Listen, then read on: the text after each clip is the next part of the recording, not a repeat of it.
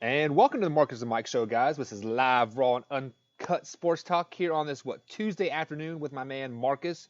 Marcus, how you doing today? What's going on, man? Football has officially it's right around the corner, and college football is in full swing. So It it's is. it's really good. It's a really good time for me. I Yeah, love it. this is possibly the best time of year. High school football starting, college football season just finished their week one with the Louisville Notre Dame game last night, which I was a part of, which was a very exciting atmosphere there in Wow. Louisville. And then, of course, NFL season starts in less than 52 hours away with the Green Bay Yes. Packers and the Bears. So with everything that's happening, football taking in full swing, we're still in off-season talks with the Dallas Cowboys and a couple other teams, San Diego or Los Angeles Chargers, I should say. Uh, over the weekend, talks between the Dallas Cowboys and Zeke Elliott started to gain traction. Possibly looking forward to Zeke possibly being there in Week 1. All of a sudden, they have stalled. Question to you is Zeke going to play in week number 1? That's a great question. He will if he caves in. Dallas will is not gonna cave in on this one. The Jerry Jones has stuck his foot in the sand, and this is gonna be it's up to Ezekiel Elliott if he wants to get some money, if he wants to be paid a little bit like Le'Veon Bell, higher than Le'Veon Bell, Right. somewhere in the Todd Gurley, maybe not all the guaranteed money Todd Gurley's getting. I think Todd Gurley is getting guaranteed excess of 40 million. It won't be that. Zeke's gonna have to accept somewhere in the 30 million guaranteed. Boo hoo. Um, so he's gonna have to accept that, or he will not be on the field week one. And if he's on the field week one, Dallas better be very careful with him. I'm Yes. talking about maybe 10 to 15 carries. He cannot get 30 carries or something ridiculous. He's not in football shape. He doesn't know some of the nuances of the offense that they've implemented Hmm. with Kellen Moore. Right. Um, he knows run Zeke left and run Zeke right now. He doesn't know some of the stuff, the terminology they put in. So I'd be a little wary. These plays are complicated, Michael. Once you get to the NFL level, you know that very well. Right. Once listen, if he goes the wrong way on a play, it could doom that one play could wreck the game. Yeah, It could end his season. yeah. So somebody goes the wrong way. He goes the wrong way. Dak gets hurt. Something happens. The play gets misdirected, fumble, and Giants are going the other way for a touchdown. Now they're lucky they're playing the New York Giants, and they're not the Houston Texans traveling to New Orleans for Monday Night Football. That would be a little scary. Right. But so they're getting the New York Giants, so that's a lot better for the Cowboys to get this victory with Ezekiel Elliott only getting 5 to 10 carries. I would say about 10 carries most, really, to be honest. Pollard and Alfred Morris have been in training camp. Hmm. They should get the majority of snaps. But if Zeke's playing, if he's signed for week one, yeah, you throw him in there. But like I said, this is a limited 10 carry, maybe about 3 series Ezekiel Elliott. I'm not joking, man. You cannot run him into the ground because there's also that he gets hurt. Not only he goes the wrong way on a play, Yep. he's in Bahamas football shape.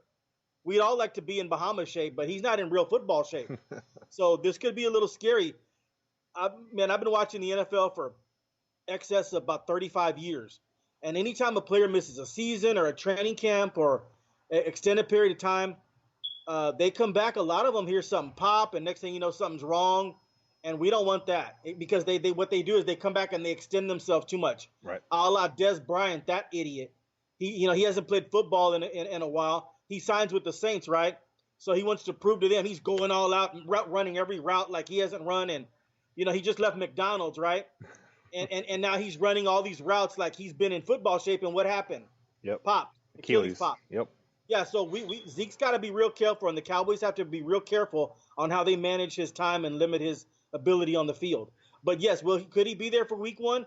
Yes, if Ezekiel Elliott takes a little bit less than what he wants, it's up to Ezekiel Elliott. He will be there week one. Yeah, you are 100% correct on just on that. Like you kind of nailed my point there on the head. He might be there for week 1, but he definitely will not be impressing those fantasy owners with his performance like on the field. He'll be getting 5 to 10 carries with like 36 yards maybe tops. Yes. And the positive thing for the Cowboys is they are playing the New York Football Giants. Horrible NFL team right now. I was listening to a podcast on the way into work this morning, and they are saying that NFL teams are starting to tank, i.e., the Miami Dolphins. We will get into their trades in the next segment here. Yeah. So I'm almost on the back of my head thinking that the New York Giants might be able to taking this year too. Let Eli, play the 16 games, tank, lose 16 games, and then get the first overall pick again. They got Daniel Jones there. It's a win-win situation. Yeah. But we'll talk about that next segment here. But now back to the Ezekiel Elliott thing. He better sign quick because look at all these signings that the Cowboys are happening. Their cap room is quickly running out of space. And I almost want to say they're doing this on purpose. They are doing this to poke Zeke a little bit. Like, hey, you could have had this much money if you would have signed a month ago. Oh, you could have had this much money if you would have signed 2 weeks ago. Now we're down to only $10 million in the cap. What do you want us to do? So the Cowboys had the rights to Ezekiel Elliott for 4 more years, right? 4 or 5 more years, actually.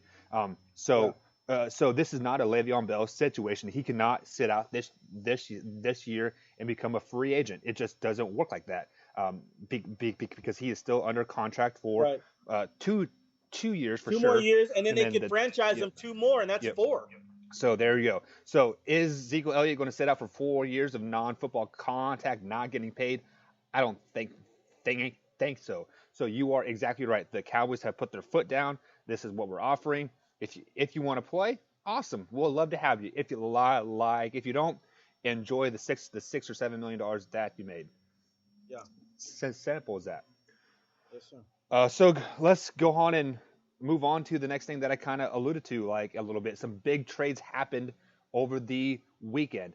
Saturday was the final cut down date for the NFL. They had to get down to the 62-man roster. That's 52 active players and 10 players on the practice squad. And Miami Dolphins traded off basically their best wide receiver in Kenny Stills. Houston Texans traded with Seattle Seahawks to get rid of Jadeveon Clowney. I think that kind of hits home for you most there. So what was your biggest trade that happened on Saturday? Well, there's a bunch of them, but the big one is Laramie Tunsil and Kenny Stills going to Texans for 2 first-rounders and a second-rounder. Laramie Tunsil is a nasty football player, man. He's come a long way from, I don't know if you remember that draft day a couple years ago when somebody put that picture of him with the bong. He had the mask on. Right. He's come a long way since that, man. This kid's the real deal. He's nasty in the run game, and he can protect the blind side of any quarterback in the NFL. And he's young. We're talking 25, 26 years old. I have no idea what the hell the Miami Dolphins are doing. I don't know what Coach Brian Flores is doing. He's new there. They're accumulating picks. I can see that. But to get rid of a tackle like Laramie Tunsil to protect your quarterback's blind side is kind of ridiculous to me. And I don't care if it is for 2. And to get rid of your best wide receiver, Kenny Stills can play. Yeah. He's not a Pro Bowl level receiver, but he's just Kenny Stills might be right outside of that top 20 in receiving. He's really good football player. Yeah. So I have no idea what they're doing. Yes, they're accumulating the Texans draft picks, but you know what those picks are going to be? And they're nice first round picks. I love the draft, so I don't want to poo-poo on it. It's too bad, but those picks are going to be, the Texans are going to go 11-5. Yeah. 12-4. 20 those plus. Picks are going to be in the 27, 28 range. So the Texans are willing to give up 2 28 picks. That's fine to protect Deshaun Watson's blind side. I think it's a smart investment. But it seems like the Dolphins are tanking. And in the NFL, I don't believe in tanking. You just go out there and you put your best foot forward and you just play. What I didn't understand about the Dolphins, though, is making Ryan Fitzpatrick the starting quarterback. You have to see what you have in Josh Rosen. Yes. We know what Ryan Fitzpatrick can do, and I like Ryan Fitzpatrick. Good football player. I think he's a guy that can win you a lot of games. He can also lose you some games, but he's a good player. He's a good backup, and he's a good starter if he has a nice team around him. But you have to see what you have in Josh Rosen. You have to see that. And so starting Ryan Fitzpatrick does absolutely nothing for me if I was a Dolphins fan. Josh Rosen has to get the keys to that car ASAP right away and see what he has. Now, if he falters, and then you have the backup in Ryan Fitzpatrick. So I just don't know what direction the Dolphins are going in. It's very weird to me. I know Coach Flores has to be upset. You can tell in his press conferences, he doesn't seem super thrilled. But that was the biggest trade for me. That one, the Texans getting Laramie Tunsil and getting Kenny Stills. The Texans are going all in here on offense. The defense they think is going to be just good. It used to be the Texans when they had, just a few years ago, they were still winning the division, but they had a great defense and just a good offense. Now we're switching the Texans. I see Coach Bill O'Brien, who is now the GM now. He's now going all in on his offense, and his defense is just going to be good, not great. So I see him. I see him working there, and I think it's a good recipe. When you have a Deshaun Watson as your quarterback, you go all in with him. You go all in with Deshaun Watson. Laramie Tunsil is going to be a great offensive left tackle. I had to look up some of the film on him. He's a mauler. Yes. He's not just one of those that is just a good pass protector. He'll maul your ass, and so on the run game. So this is a big deal for the Texans to get this man, and 2 first-round picks. I'm okay with it, and you plus you bring back Kenny Stills, Yeah, who's a really good football player. I'm good with it. Yeah, and just to add to your point there, let me hit on the Miami Dolphin point real quick here. Ryan Fitzpatrick is a average starter. He is a great backup quarterback. We saw this in Tampa Bay when he came in for those three or four games. He lit up the NFL for 300+ yard games, 5 or 6 touchdowns. But he could not sustain that once he quote unquote got the keys to the castle. Once he got to the keys to the castle, he kind of fizzled out like a tad bit. He is a great backup quarterback that can come in and hold down the fort for 4 or 5 games. He cannot play a full 16 game season. That's why I think he's a below average to average quarterback. They still might go 5-11 with him at the helm, but right. They're not going to be very, very pretty games. Now, just to add to your point about the Houstons, they are loading up on offense. We saw last year with the Kansas City Chiefs that you can win a lot of ball games if you just simply outscore the opponent. I'm talking 50 plus points a game. That Kansas City defense was horrible. And guys, I'm a Kansas City fan. That was the worst defense I've ever seen in my entire life, and I'm 32 years old. It was. And you guys were one stupid play away from being in the Super Bowl. One stupid defensive play from being in the Super Bowl. So with that being said, with the NFL, the way it is shaping out to be, this is a offensive league. They want to see 56 to 52 scores, and they just want to see a defense that's just basically there to get a couple pick sixes. That is what they want to see. They don't want to see big hits anymore. They don't want to see a 6-9 game, a 6-3 game anymore. And the Houston, they're building to win in the playoffs. With the loss of Andrew Luck to the Colts, they know that the Colts offense cannot outscore the Houston offense. The Colts defense might be better than the Houston, but their offense cannot outscore them. Even with the signing of Brian Hoyer, which the Patriots cut, I believe it was Monday. I believe he got cut. The Colts are still going to be mediocre. The biggest signing in my eyes, though, totally shifts gears here, already. It's got to be Shady McCoy to the Kansas City Chiefs. Yeah. Shady McCoy still has something left in the tank. He played with Andy Reid in Philly. He is coming to a dynamic offense that was even more dynamic with Kareem Hunt in the lineup, and they're basically adding a person like Kareem Hunt with Shady McCoy in that backfield. So all you fantasy owners that picked up the Kansas City Chiefs running back, you guys need to drop him right now. Pick up Shady McCoy because he is going to be the starter. He is going to lead that team in rushing and pass receptions. Andy Reid is going to run him into the dirt. I'm talking 30+ touches a game. Look out for that 100%. Yeah, no, I completely agree. LeSean McCoy, I think my son picked him up on our fantasy thing. LeSean McCoy is going to be the real deal with the Kansas City Chiefs. Listen, he may not be. That's the thing on these week ones. He doesn't know the system all the way. So look for Damian Williams to get more of the touches and more of the carries. But once LeSean McCoy gets up to speed, he's the real deal. He had his career low last year, but he'll be rejuvenated with Kansas City Chiefs and Mahomes. Yeah, absolutely. Yeah, it's something about a new scenery always brings positive vibes to a NFL team, or I should say a NFL player. 100%. Now, let me address the tanking issue that you brought up about the Yeah. Miami Dolphins here. You said you don't believe in tanking in the NFL, but it is showing that it is starting to work. The Cleveland Browns, they went what 1-15 or 2-14 a couple years ago. They acquired all those first round draft picks, and now Yes. they're picked to win their division Six, at seven, what 10-6 or like 11-5 six, per seven. the per the ESPN. So Yes.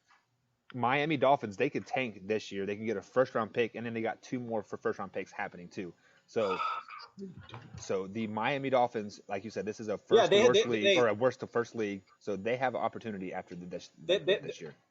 You're 100% correct, Michael. They're stockpiling draft picks. They also got a second round pick from Houston. But the thing of it is, you have to know if you're going to get Justin Herbert or Tua Valoa from Alabama. So you have to see what you have in Josh Rosen. You cannot go with Ryan Fitzpatrick the entire year and just leave Josh Rosen, on ice. You've got to play Josh Rosen and see what you have. Because if he sucks, then you know that you have to go draft Justin Herbert or Tua Valoa or this kid from Utah State whose name is eluding me. That's I hear is going in the first round. Yeah. Big kid. So you've got to know that before you've got to know what you have in Josh Rosen before you can make any determination in the draft by drafting a quarterback. Or on the other side of that coin, if they want to draft a college quarterback in their first round pick, they want to keep they want to keep Josh Rosen a secret, so there's more trade value out there for him. So a team like the Dallas Cowboys might offer a second round pick for him, because he could definitely suck 100%. But if nobody else knows that except for Miami, because they see him in practice day in and day out. Right now his trade stock is still high. The minute he goes out on Sundays and then he sucks, he goes from a second round pick to fifth and sixth round picks. So, I mean, is Miami a genius on this? Like, possibly. I mean, no, but they're making his stock go worse than what it is. He couldn't beat out Ryan Fitzpatrick. So they're being stupid on this angle. You have got to start Josh Rosen. I don't understand the starting of Ryan Fitzpatrick. What is Ryan Fitzpatrick? 24 years old. You got to see what you have in him. I mean, this is stupid. This is really dumb. I don't understand what's happening here. Yeah, but it is dumb, but it is what it is. We will find out all more when the NFL season starts in 54 hours, give or take a couple minutes. Green Bay Packers versus the Chicago Bears, Thursday night football. But before we jump into NFL talk even more, let's go ahead and switch over to the amateur league here. Jalen Hurts goes off Sunday night for Oklahoma. He goes for 20 to 23 in the air for 332 yards, 3 touchdowns, 16 carries for 176 yards for 3 more touchdowns. This is a better performance than any other of the Heisman quarterbacks that came from Oklahoma in the last 16 years. Yes. With that being said, his Heisman odds now are now 3-1, tied with the Clemson quarterback in Trevor Lawrence and then an Alabama quarterback Tua. Do you think Jalen Hurts is going to win the Heisman this year? I never like to do these type of predictions. After week one, I always look at people like, really, are you serious? We're talking about Heisman week one. But this was kind of scary for me as a University of Texas fan. I watched that kid go out there and ball out, and he looked absolutely fabulous and comfortable. He missed on maybe 5 throws. I know he had 3 incompletions, but maybe, there were 5. That was it. I mean, this kid, and what was scary is this Houston team they went up against will be really good. Yes. This is not, I'm going to keep it real with you. This is not a Houston team that's going to be, 3-9. This Houston team will be 9-3, 10-2, and this will be one of the losses. And I just looked at the Oklahoma schedule, and look, he's got South Dakota next week. Get ready for those numbers again. Right. He's got UCLA the following week. Get ready for those numbers again. Then he's got Texas Tech and Kansas. I mean, are you kidding me? This guy will be the number 1 in the Heisman after 5 weeks. And what's crazy is it's such a cupcake schedule. Now, they do these schedules 5 years in advance, so they don't know UCLA is going to be kind of horrible right now with Chip Kelly. So UCLA, when they did the schedule 5 years ago, it looked juicy. They go, at UCLA. But let me just tell you something. In the first 5 weeks, Houston will be their toughest opponent, and they made them look like crap. Yes. So this is an easy schedule for Oklahoma. The only problem they're going to have is October 12th, baby. The Red River rivalry is against Texas. That's going to be Jalen Hurts' first test to go up against 4- and 5-star recruits that are actually coached well, coached up, and playing well. So yes, absolutely. I hate to say it. I'm doing something against that I normally don't do, but yes, he will be the front runner on everybody's Heisman minds in 5 weeks and now, and in 5 weeks from now, and going into that Oklahoma game, the Oklahoma versus Texas game will be Jalen Hurts' biggest test he's had since a national championship game. That'll be huge for him.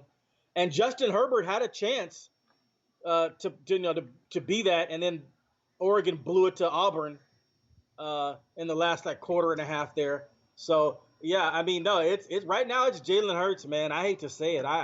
It pains me to say that. Yeah, and you are 100% right. Oregon did blow that game versus Auburn 100% down there at Texas Stadium on Saturday night. I believe it was. Yeah. But Oklahoma is starting to become Heisman U. What they have 2 straight Heisman Trophy winners, and with Jalen Hurts' performance last night, he could almost play half of what he done in week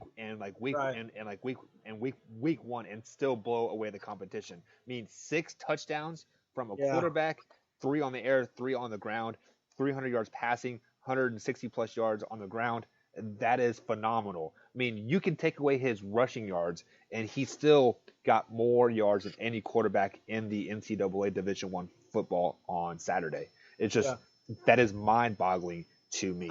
I think there's going to be some other candidates, though. I mean, I think Sam Ehlinger is going to be there when it's all said and done, especially if they go head-to-head. Now, they don't play each other, but if Sam Ehlinger outperforms Jalen Hurts in the Red River rivalry October 12th, that's a big deal.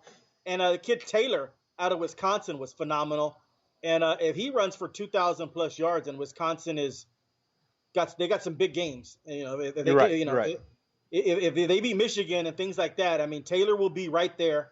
So and the kid from Washington State, the new quarterback, his numbers were phenomenal. But the Washington State's quarterback's numbers are always phenomenal. But if they can win games, he'll be right there in the end. There's still some decent candidates, but yeah, it pains me to say I'd have to put Hurts 1 right now. Yeah, and I hear what you're saying, but at the end of the day, it's a popularity contest. I mean, because the voters, the media, everybody wants a big name to come out of a big name school. So they want an Alabama quarterback to win. They want an Oklahoma quarterback to win. They don't want somebody from Wisconsin or Washington State or Boise State to win. They might throw their name up there in the mix just to get some of those fans to watch, see if they win. But they at the end of the day, the media, the voters, they are pinning this on a Tua versus Jalen Hurts Heisman Trophy championship because it makes for great news. Let's totally be honest. Yeah, no, I mean, I know it's a popularity contest, but I tell you, if Taylor puts up those couple thousand yards, I mean, Wisconsin's Big Ten football. It'll be and Justin Herbert has a chance to come back. I would say Nix, the quarterback from Auburn, he threw a couple interceptions. If he can take Auburn to new heights, even though his stats, weren't great, he still won the football game. Right. He'll be right there as well. But yeah, man, Jalen Hurts actually looked better than what I thought he would look. Yeah. Yeah, and I'm glad you brought up Nix, the guy from Auburn. People are really high on him, even though he did have a mediocre game. But let's go ahead and worry about that, in about January, when that time comes. But right now, we have one more team to break down before we get into our preseason playoffs, AFC playoffs, NFC playoffs, like obviously, and we're going to break down the Green Bay Packers. Obviously, they open up Week 1 at Chicago, taking on the Bears. Who do you got winning this game? At Chicago, no, I'll take Chicago to win this game. Yeah, I have Chicago winning as well. I don't think Packers are going to go into Soldier Field with Aaron Rodgers playing very little preseason football at all and do well. Week 2, they're at home taking on the Minnesota Vikings. Wow. I'll take Minnesota at home. I mean, no, excuse me. I'll take Green Bay at home. They'll get them. Yeah, I have the Packers winning as well. I think Minnesota might pull out this division. This game right here, you said it be a four. September games matter just as much as games Yeah. in December, and this week 2 game might determine the division here. Week 3, they're at home taking on the Denver Broncos. We have them both beating the Denver Broncos. Week 4, they're at home taking on Philadelphia. Have them both beating the Eagles. Week 5, we have them both losing to the Cowboys. With this at week 6, they're back at home taking on the Detroit Lions. Who do you got? Yeah, they got a bunch of primetime games. They're gonna mollywop Detroit, man. This pains me to see, but I got Green Bay at 5-1 right now. That's painful for me. You actually have them at 4-2. You have them losing to the Do I have them Cowboys. at 4-2? Yeah, Okay, good. yeah. You have them losing to the Oh, thank Cowboys you. and the Bears week Okay, 1. well, Let thank me. you for that. That still pains me to have them at 4-2. Right. Let me get a pen that works here so we can mark it down. Sheesh. Next week they're at home taking on Oakland. We have them both beating Oakland. Following week at Kansas City at Arrowhead losing. Both of us had that. Following week traveling to the Chargers. Had them both losing that game. Had them both beating Carolina. Catapulting us into a bye week at San Francisco. Loss for you. Loss for me. San Francisco or the New York Football Giants. We had them both losing to the Giants as well. Or sorry, you had them losing to the Giants. I had them beating the Giants. Had them both beating Washington. Giving us a final pick here. Chicago Bears at home in week 15. Who do you got? They'll pay back the Bears on this one. I have them losing to the Bears week 1. Yeah, I had them beating the Bears at well. Something about Lambeau in December, as you know, games matter just as much as in September as they do in December. But it's definitely harder to play at Lambeau in December for whatever reason, the cold, the rain, Yes. whatever you want to say. Week 16, they travel to Minnesota to take on the Vikings. Who do you got? That's a loss for me. They're going to lose to Minnesota. I have Minnesota doing pretty well this year. Yeah, I have them losing to Minnesota as well. This division I think is going to come down to the Vikings and the Packers and the common opponents because they're going to split the series here. Get us the Week 17 matchup at Detroit. Who do you got? What do I have them at now? Is that 9 wins or 8 wins? Let's see here. 1, 2, 3, 4, 5, 6, 7, 7 wins. Okay, I haven't beaten Detroit going 8-8. I think the division comes down to the Bears and the Vikings. So yeah, I have them going 8-8 here. Yeah, I had them going 9-6 going into this Week 17 matchup, and I think Detroit snubs them in this Week 17 matchup because they are like right there on the crust that they have to win this game to win the division, and if they lose, they're out of the playoffs. And a division foe loves to play spoiler. They're going to get really hyped for this game, and Detroit Lions are going to come and smack them in the mouth. I have faith in them. This Yeah. Okay. like this game. So that puts you at them at 8-8 and 9-7. Yeah. This I believe that will knock them out of the division championship. Yeah. For you, I have them tied with Minnesota in the championship. So we have to put it into the playoff bracket to see who actually wins the division on my side. Okay. So any thoughts on their season? Do you think they're going to do well with the new head coach with Matt LaFleur and Aaron Rodgers already starting to bunk heads a little bit? No, I mean, listen, with Aaron Rodgers, you always have a chance to win games. I mean, I have them 8-8. I mean, they could sneak into the playoffs. I've always liked their offensive line. It's always been pretty, they've always drafted well there. Bakhtiari, protecting him and Brian Bulaga, they're really good there. Defensively, they'll be playing without Clay Matthews this year. They signed Preston Smith to take Clay Matthews' spot. Preston Smith, number 94 in your Washington Redskin program, who I'm surprised the Redskins let him go. But they didn't want to match that money that Green Bay paid at him. Preston Smith, formerly out of Mississippi State, played with Dak Prescott. Really good pass rusher. But and then their new toy, Rashawn Gary from Michigan, defensive end. We'll see how those players work out in the end. But I think it's an 8-8 ball club, and I think Aaron Rodgers is going to do well enough to win a few of those games in the end. But no, I don't see them doing well with the first year head coach right off the bat. And it's not necessarily just a knock on them. I just think that the Bears and the Vikings have better talent, better personnel at their respective teams. And Devontae Adams, I like him, man. He's climbed up the charts there. 3 years ago, he's an unknown, Right. and now he's Aaron Rodgers' go-to guy. And Devontae Adams is a big-time receiver. I'm sure he went probably second round or somebody's fantasy. He's a good receiver, but Number no, one for me. yeah, 8-8 sounds about right. And they're gonna beat each other up. The black and blue division, they'll beat each other up. Detroit will go 10-6, 9-7. The Bears will go 10-6, 9-7. And listen, how we say it. The NFL is an 8-8 league, but you could be 7-9 or 9-7, depending upon how you win a couple of close games. So let's just play hypothetically here. Let's say the Packers go 3-13 on the season and just totally blockbuster, horrible. Aaron Rodgers just has a god awful year. Yeah. and Matt LaFleur just can't get the plays in right. Who do you think the heat is going to fall on? Is it going to be on Aaron Rodgers, or is it going to be on the rookie head coach Matt LaFleur? It'll be on the rookie head coach. Listen, Aaron Rodgers is almost like a god in Green Bay. Right. Listen, the guy is just almost untouchable. Think about how much the Cowboys organization loved Romo. Well, this is like Romo on steroids. They love him. Correct. Imagine if Romo had won one Super Bowl and put it in his back pocket. Romo could have thrown 8 interceptions one night, and they'd have said, it's Romo. He's awesome. Because, he's got that one Super Bowl in his back pocket. Aaron Rodgers, it'll fall on Matt LaFleur. Because they'll be like, hey, how come you couldn't win with Aaron Rodgers, buddy? Right. So, no, Matt LaFleur will be gone very quickly. They go 3-13. So you think if they have a bad season, like he'll be out the door? He'll be out the door. Okay. Listen, you and I should be able to go up there, and I'll be your assistant head coach.